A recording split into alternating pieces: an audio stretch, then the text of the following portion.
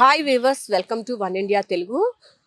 ఏపీలో చూసుకున్నట్లయితే ప్రధానంగా మార్చి నెల ప్రారంభం కావటంతో ఎండల తీవ్రత అనేది బాగా పెరిగిందని చెప్పాలి. ప్రధానంగా నిన్న అనంతపురంలో చూసుకున్నట్లయితే గరిష్టంగా 38.4 డిగ్రీల ఉష్ణోగ్రతలు అయితే నమోదయ్యాయి. ప్రధానంగా చూసుకున్నట్లయితే మరికొన్ని రోజుల్లో మార్చి నుంచి కూడా మే వరకు కూడా విపరీతమైనటువంటి ఉష్ణోగ్రతలు నమోదయ్యే అవకాశం ఉందని చెప్పి వాతావరణ శాఖ అధికారులు అయితే చెప్తూ ఉన్నారు. ఉదయం పూట అయితే విపరీతమైనటువంటి పొగమంచు కమ్మేసి ఉంటుంది. 6:30, 7 వరకు కూడా అసలు రోడ్లు కూడా కనిపించినంత మేర పొగమంచు అనేది కమ్మేసి ఉంటుంది. ఇటు కోస్తాలో ఎక్కువగా కూడా ఈ పరిస్థితికి నెలకొని ఉంటుంది.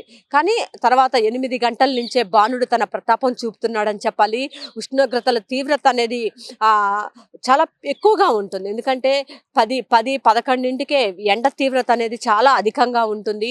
సో ఈ 2-3 నెలలు కూడా మార్చ్, ఏప్రిల్, మే ఈ 3 నెలలు కూడా ఉష్ణోగ్రతలు దాదాపు కూడా 45 నుంచి కూడా 50 మధ్యలో నమోదయ్యే అవకాశం ఉంటుందని చెప్పి అయితే వాతావరణ శాఖ నిపుణులు చెప్తున్నారు. గత సంవత్సరంతో పోలిస్తే ఈ సంవత్సరం ఎండల తీవ్రత ఎక్కువగా ఉంటుందని వాతావరణ శాఖ నిపుణులు అయితే చెప్తూ ఉన్నారు. సో ఈ నేపథ్యంలో ఎండల తీవ్రత ఉంటుంది కాబట్టి ఎండల్లో వచ్చేటప్పుడు తలకి టోపీ పెట్టడంతో పాటు ఇటు కొబ్బరి బొండం నీళ్లు, ఇట్లా శీతల పానీయాలు కొంచెం దూరంగా ఉంటూ కొబ్బరి బొండం, ఇలా చెరుకు రసం ఇలాంటి వాటిని తీసుకుంటూ ప్రజలు తగిన జాగ్రత్త చర్యలు తీసుకుని ఆరోగ్యాన్ని కాపాడుకోవాలని నిపుణులు అయితే సూచనలు చేస్తున్నారు. ప్రధానంగా చూసుకున్నట్లయితే ఈ 3 నెలల పాటు మాత్రం ఉష్ణోగ్రతలు అధికంగానే ఉంటాయి అనేది వాతావరణ శాఖ నిపుణులు అయితే చెప్తున్నారు. దీంతో పాటు చూసుకున్నట్లయితే ఎల్నినో ప్రభావంతో ఈ సంవత్సరం వర్షాలు కూడా చాలా తక్కువగానే ఉంటాయని చెప్పి వాతావరణ శాఖ నిపుణులు అయితే చెప్తూ ఉన్నారు. వర్షాకాలంలో కూడా వర్షాలు శాతం కూడా చాలా తక్కువగానే నమోదయ్యే అవకాశం ఉంటుందని అయితే నిపుణులు హెచ్చరిస్తున్నారు. ఇది ఇక్కడ ఉన్న పరిస్థితి. కెమెరా పర్సన్ వెంకట్ తో